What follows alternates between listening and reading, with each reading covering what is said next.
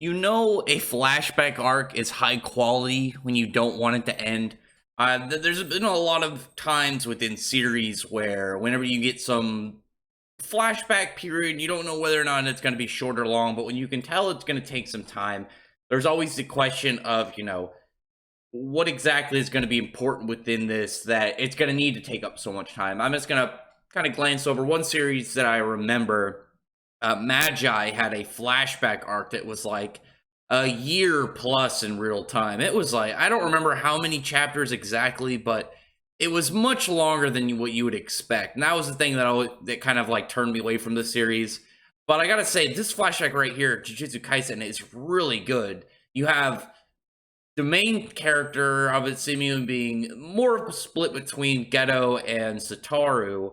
But the thing about them is they have great synergy of themselves, and it just makes for it feels like it's a different series or a spin-off. It feels like this should be like the way that this series is set up. But you know that it's a flashback for Satoru for one, and who is like the biggest weapon of the Jujutsu sorcerers, whereas Geto, he is one of the most powerful sorcerers in the world, one of the only, at least to us, known special grade humans. He's only one of four. The two I know, two of the four otherwise are Satoru and Yuta, who you see in Volume Zero. I don't remember if Master Tengen is the fourth person or if he's kind of like kept out of it and like counted on his own. I have to go back and check, or if the fourth one we don't know about yet.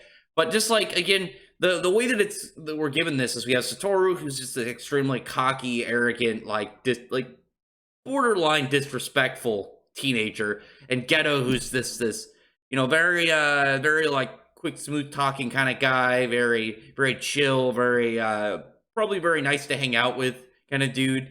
Just the way that they go back and forth is really fun, and it makes this entire flashback seem so much more lively, I'd say, than a long flashback lore dump versus this, where it just feels natural, which I think is very interesting. It doesn't feel like you're getting some shoehorned in exposition of backstory and plot. You're getting this really nice built up question of, especially because, like, again, when you get to it's not just, oh, you're seeing the two characters as they were, so much younger. It's, you have Geto, who is the guy like ringleadering the cursed spirits right now. He's a big deal bad guy, and Satoru, who is an extremely powerful, if not like the strongest character we know of in the series. The only other one that should be contending for him is Sukuna Ryomon.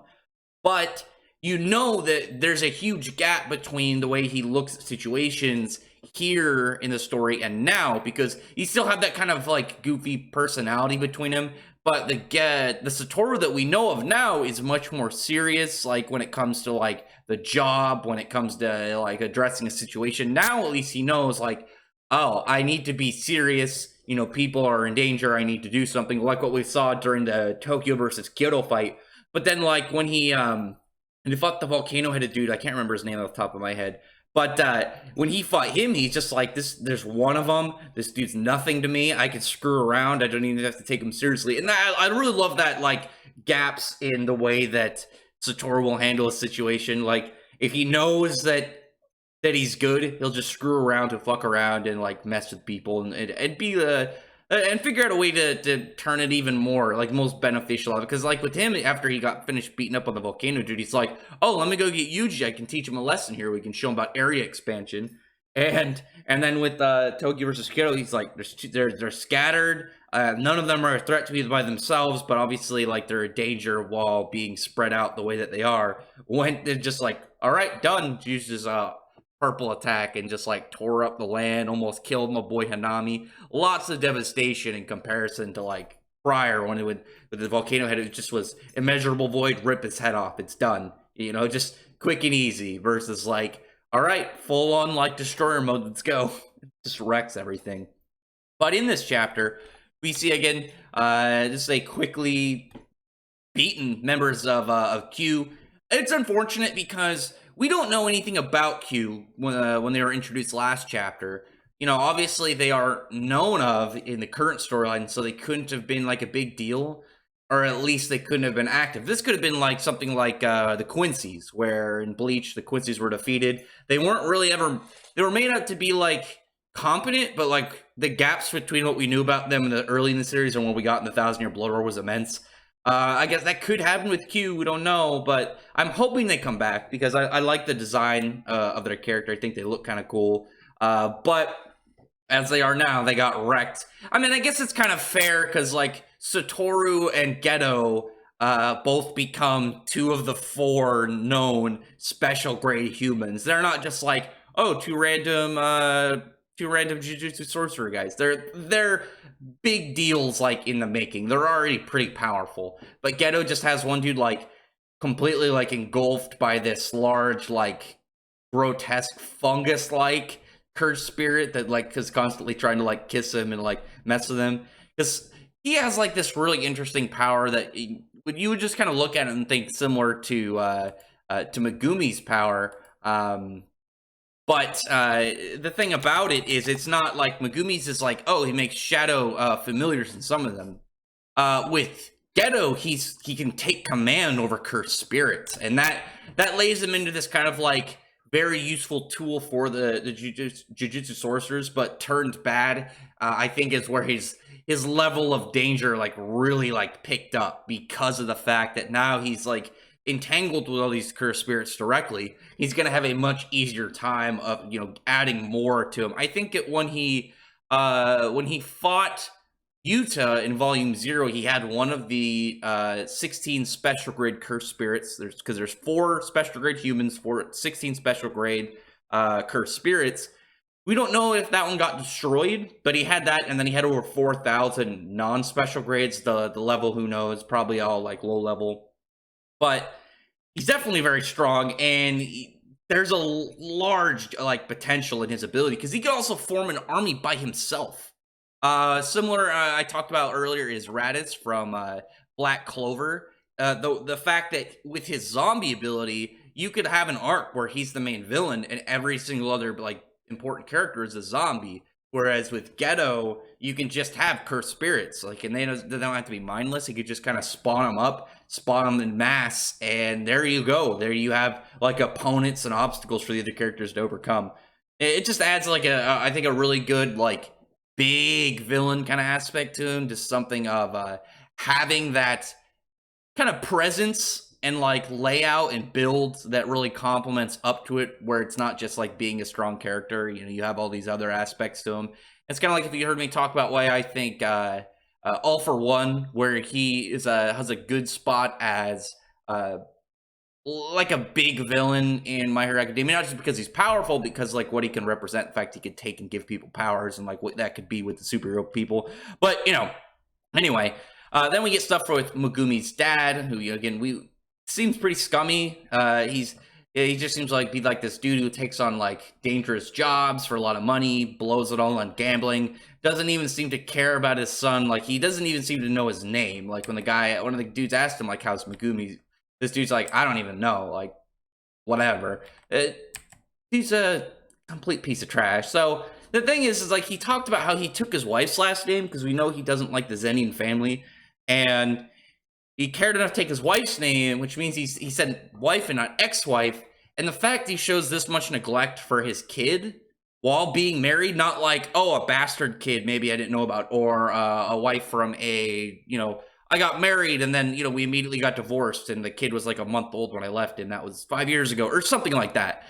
But the thing is, he's still married, and this is like this can't be too old. Like, it can't be like, oh, Megumi's 1. This is like 14 years ago. It's probably like, I'm just gonna guess, because it's a year prior in Volume 0, and they're like high schoolers right now. So I'm guessing that Satoru and Geto are like 16, 17. I think they're like 26 right now in this story. I have to double check.